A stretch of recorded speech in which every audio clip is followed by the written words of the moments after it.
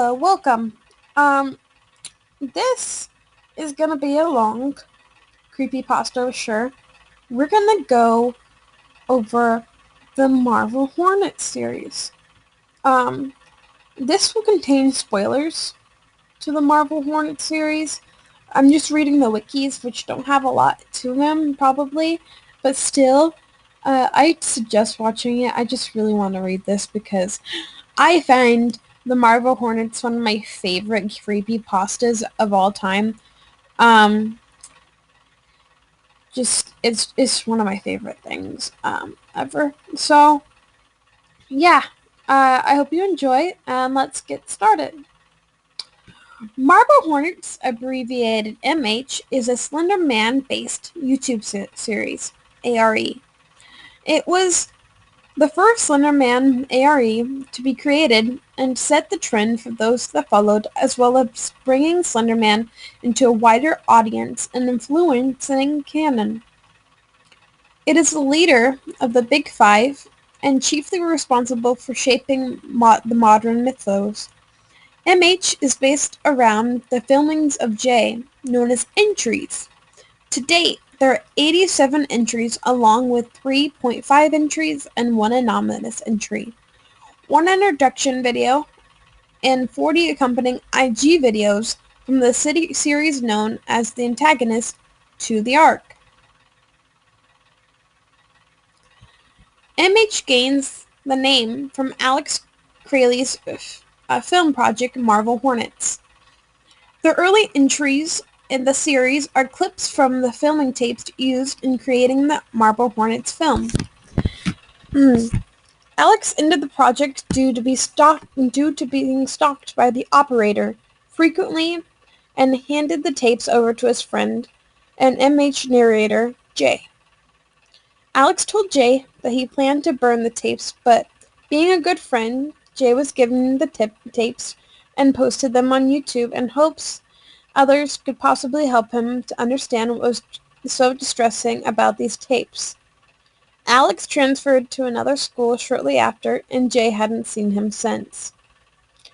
Early entries consisted of the tapes from Marvel Hornets film, of those taken by Alex, who obsessively recorded himself in order to capture the operator stalking him.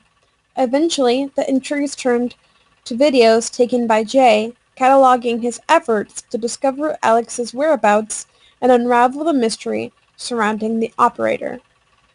Over time, Jay follows leads to old buildings, former homes, and even dysfunctional and abandoned locations, and begins finding this stalking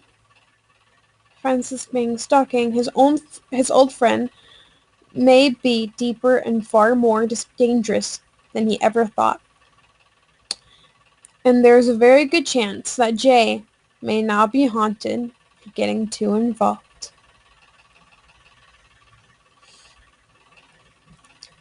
And we are going to go over every character, so I'm not going to read their little character summary on the Marvel Hornets page, but you can always check it out. To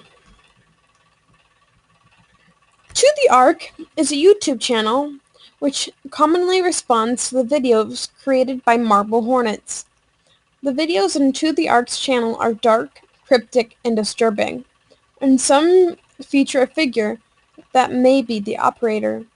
According to the series creators, the actual identity to the Ark is uncertain, but it could be multiple individuals. Jay has noted on Twitter, once writing, "To the Ark videos are so inconsistent, it's like they're being made by different people." A popular theory for a long time that the To the Ark was Alex, as Ark can stand for Alex R. Crayley. That theory was proven wrong, however, since Jay revealed that Alex's middle name does not begin with R. Based on the name and its appearance, that whoever the Ark is looking for, the Ark,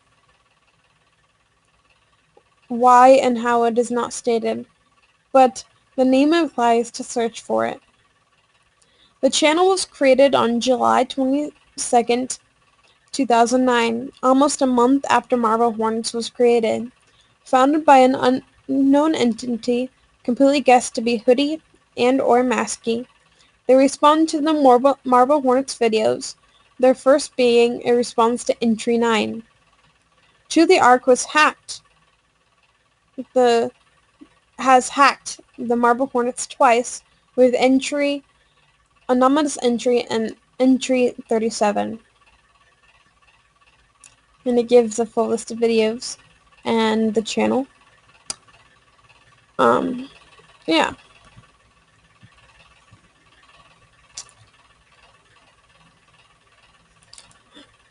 Now, I'm going to read the Slenderman article, which may have a bit on the Marble Hornets, and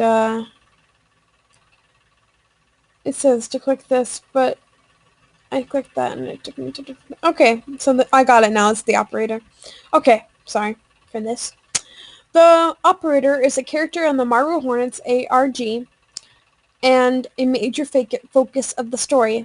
Unlike other ARGs, he is the major antagonist, whereas in most ARGs, the main antagonist is someone he is working through. These are the differences from the Slender Man. The operator came about before the commentary mythos, and his description has helped shape the mythos, but he has multiple differences in attitude and behavior compared to the Slender Man. He does not have any tentacles or tentacle-like powers, at least none shown so far. He rarely seems to move on camera. His appearance causes extreme physical decapitation and audio/video destruction of electronics. He can wipe extensive periods of memory from victims. He does not seem to have any limitations in movement. His behavior is a mix of animalistic and sapient, making him highly unpredictable. He seems to cause odd behavioral changes in people, such as Alex becoming aggressive, Woody running about trying to kill Alex, and Tim shifts between Masky and himself. The operator is based on Slender Man, as one can see from the appearance. However, to its very extreme and different depiction against the classic description of Slender Man, it has been debated over whether or not the operator is another name for Slender Man or another being altogether. The operator and Slender Man have been influenced by each other, and it may be in part due to the operator, since Slender Man has some of the traits the operator has been observed with. Additionally, since the Marble Hornets has never attributed to the term proxy, entities like Masky and Hoodie are hard to define. In addition, the MH producers have stated the operator is completely separate entity from Slender Man, since the two do not use the same methods or have the same goals. These are the abilities of the operator. Teleportation is one of the major abilities demonstrated by the operator regularly. This seems to be used in two ways.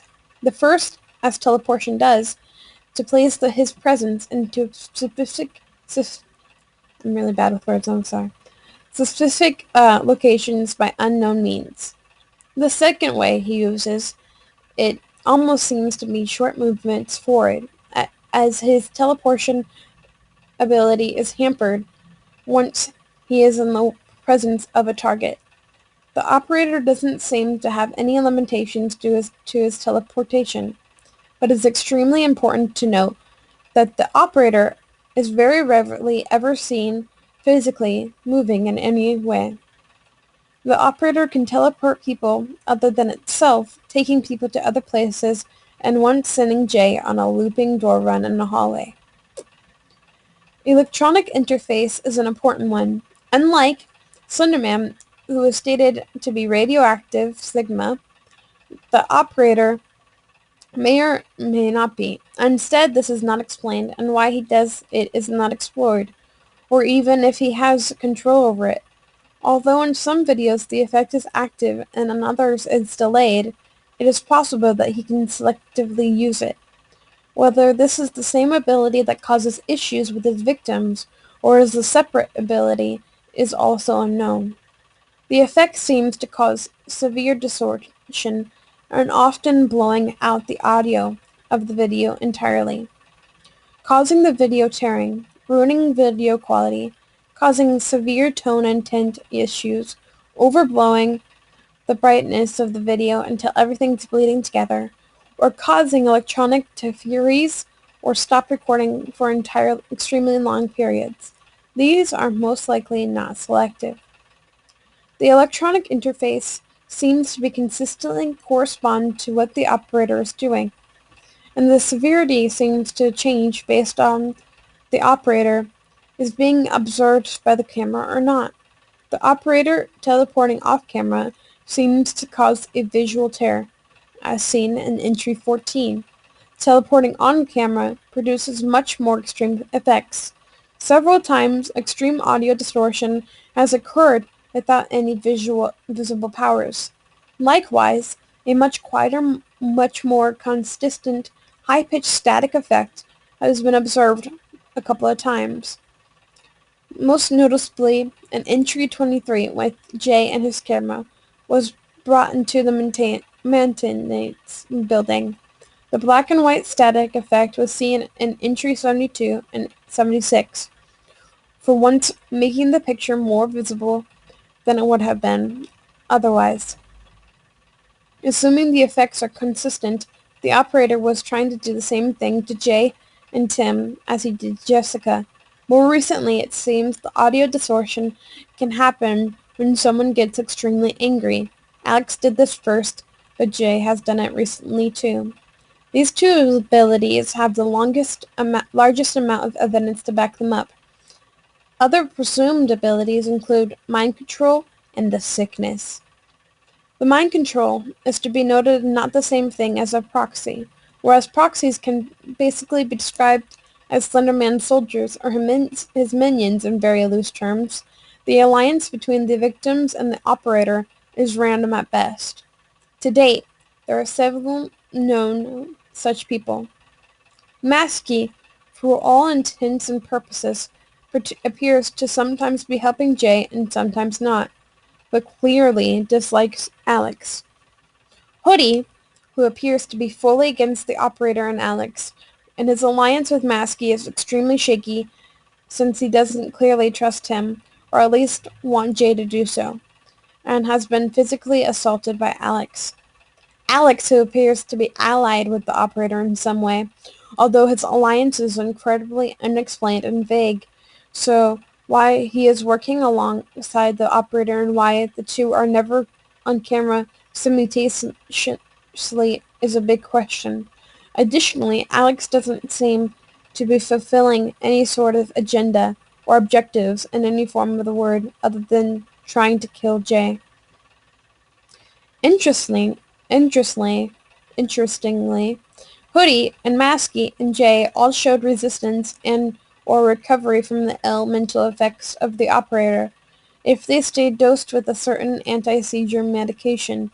Seizures are caused by abnormal electrical activity in the brain. Given the operator's ill effects on electronics, as would be sent by a strong electromagnetic field, it's likely his ability to make people sick, cloud their minds, and control them is the one and same power as his ability to harm electronics. Likewise, whatever is in the medication would counteract this effect, reducing the potency as seen with when Tim, the person who is actually prescribed the medication, remained standing, albeit painfully, and confronted the operator. The operator also possesses one bizarre ability shown in entry 72, which has yet to be explained. When Tim and Jay entered Alex's old house, it was broad daylight. However, entering and exiting the basement, it was pitch dark outside, as if several hours had instantly passed in the few seconds upon entering the basement. There was no explanation and no theories offered up by Jay or Tim, since the operator chased them out of the basement immediately after noticing the time of day. It is possible this part and parcel of the operator's ability to teleport through its own private dimension may have shunted Tim and Jay through its world and made them come out several hours later. The operator has been shown up at the side of someone's body and then vanish it. This has happened to unnamed man number 2, Jessica, and Jay. This is the meme trick spread.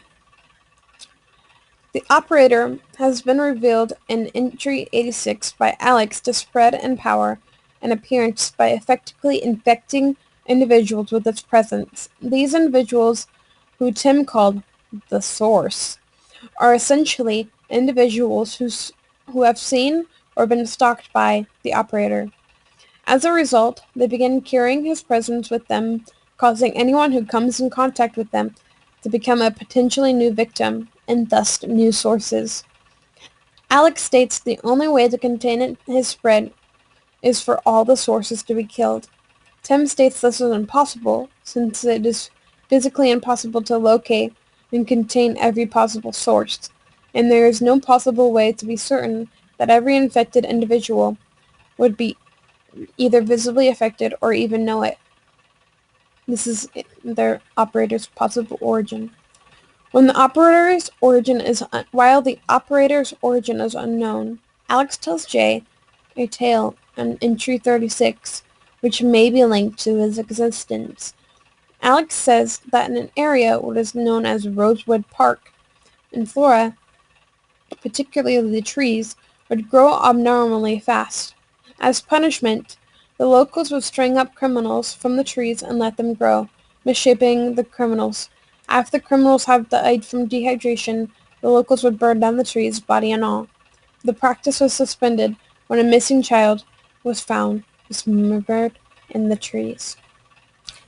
I'm going to do a part 2 of this because I don't want the videos to be terribly long, but I hope you enjoyed it.